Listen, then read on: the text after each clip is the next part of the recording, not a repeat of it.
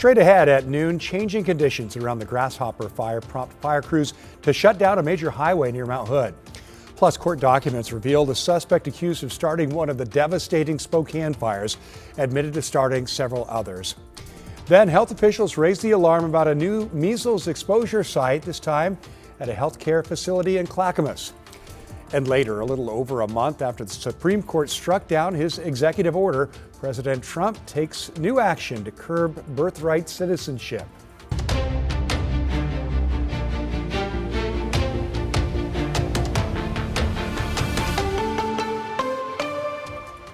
In our top story here at noon, new closures in the Mount Hood area as nearly 1,500 firefighters work to contain the Grasshopper fire.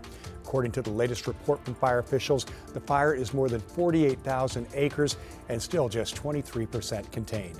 And thanks for joining us at noon here on a Friday. I'm Tim Gordon. With changing winds in the forecast, crews are refocusing their efforts, which includes shutting down Highway 35 in both directions. Corey Johnson brings us the update. We're situated right now between White River Snow Park, where it meets Highway 35. Off in the distance, you can see a plume of smoke as crews continue to battle the Grasshopper fire. And it's a striking view this morning, a reminder of just how close this blaze activity is to some of the roads people use to travel around Mount Hood. Officials say the fire that slopped over the creek along Bennett Pass is slowly backing its way toward Highway 35. Authorities made the decision on Thursday to close that road. Now, right now, Highway 35 is closed in both directions between Bennett Pass, Snow Park, and Baseline Road. Forest Road 44, that's also closed south of Forest Road 17. Some good news is that officials say as it moves into wetter fuels, much of that fire is going out on its own. The fire has also forced closures at a number of recreation areas, including campgrounds and day use sites around the Badger Creek Wilderness. We've burned along the road here, and we're working to bring this around and tie it together. This is on a higher elevation, so fuels are more dynamic, drier, and we're seeing increased fire behavior. And it's not just Highway 35. The fire also forcing closures at a number of campgrounds, trails, and other recreation areas around Mount Hood. Officials are asking anyone who decides to travel around these areas to make sure you're staying safe, taking precautions, and watching conditions before you travel. Back to you. Oh my goodness. Oh my gosh.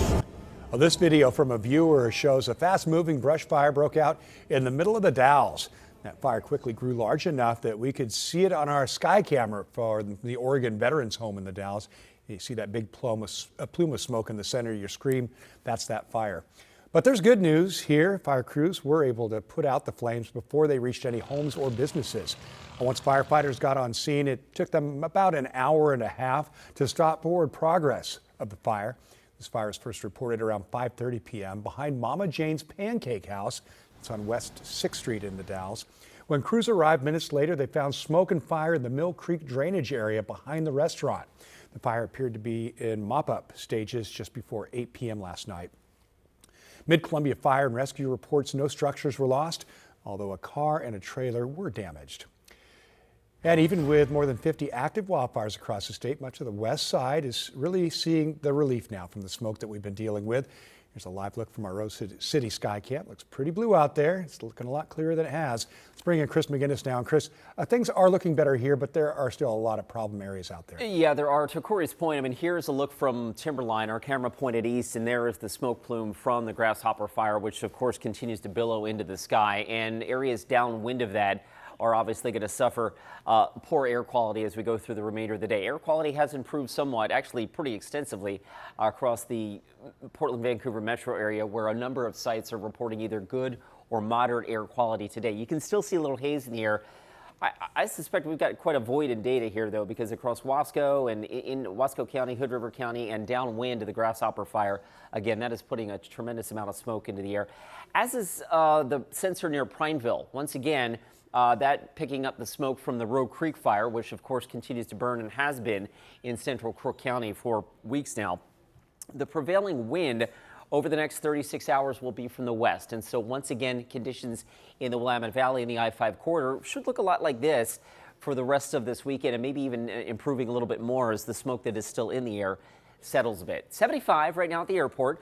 Across the region right now, 79 in Beaverton, Hillsborough 78, and down to the south, Salem checking it with 77. It's going to be a warm afternoon. Now, remember, we've been in the 90s the last 3 days. Yesterday we hit 94. I think we stopped just shy of 90 degrees, but nonetheless a hazy and warm day today with a little bit more cooling coming our way for Saturday, even more so Sunday. We'll get a look ahead to your weekend forecast coming up in just a few minutes. Look forward to that, Chris. Thanks. To Spokane now, where fire crews are reporting some positive progress in containing the area's devastating wildfires. The fires there finally slowed with little to no spread in the last 24 hours. However, they have burned a little over 10,000 acres and remain less than 15% contained. Around 850 structures have been destroyed, with some residents now being allowed to return to their neighborhoods to see if their homes made it, and so many didn't. But thousands are still under evacuation orders as well. People who've never evacuated before, we don't know what to take. You know, really, we have no idea. And so you take what you think, and then you get out and it's like, oh, I didn't bring this, I didn't bring...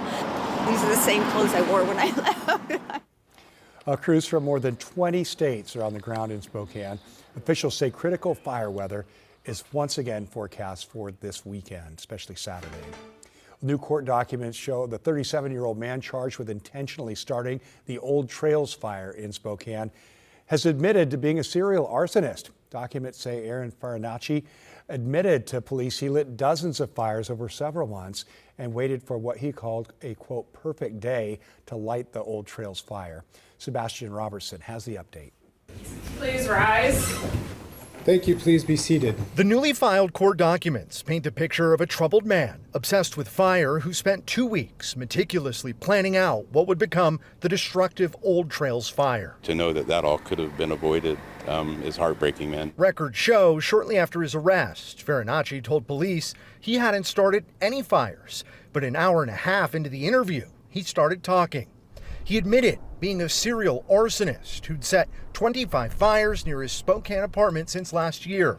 He told investigators fire is powerful, beautiful, and symbolizes a kind of rebirth. They do find probable cause for the amended charges and finding probable cause at this time. Spokane prosecutors now charging him with 5 counts of arson, including for intentionally starting the Aubrey White fire in July of 2025, which grew to more than 1,200 acres. Investigators say tips from the public first led them to Farinacci. Deputies contacted him the day the Old Trails fire started and found him carrying waterproof matches and a lighter, but didn't yet have enough evidence to arrest him. I'm disgusted. Like I said, we sat in our car for 3 hours in the Safeway parking lot, waiting it out with our 10-year-old in the back seat asking, are we going to be okay? What's going on? So something that she's going to remember for the rest of her life, and knowing somebody caused that is horrible. Investigators say Farinacci admitted he knew arson was an easy crime to get away with if you have time.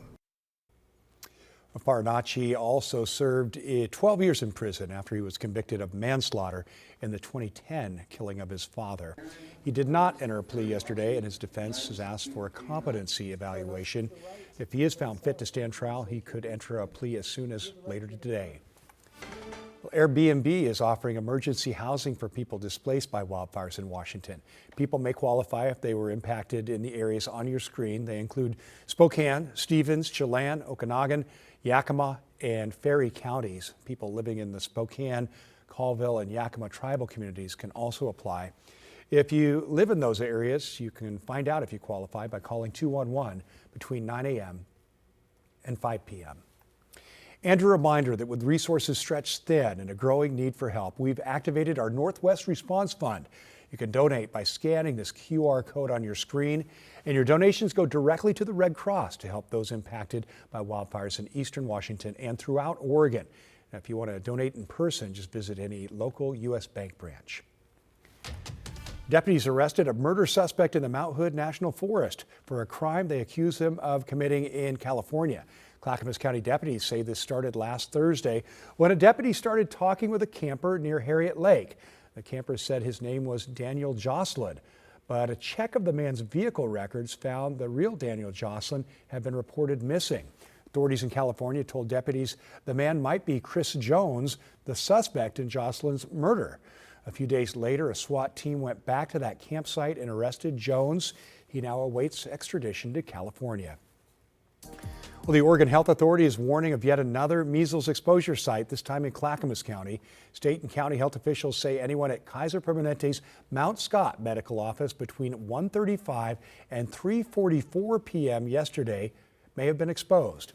The warning comes after just yesterday, health officials identified the ER waiting room at Randall Children's Hospital as a potential exposure site. They say if you were in that waiting room on Monday evening or Wednesday morning and afternoon, you may have been exposed. Officials recommend checking vaccination records, and if unvaccinated, consider getting the MMR shot as soon as possible.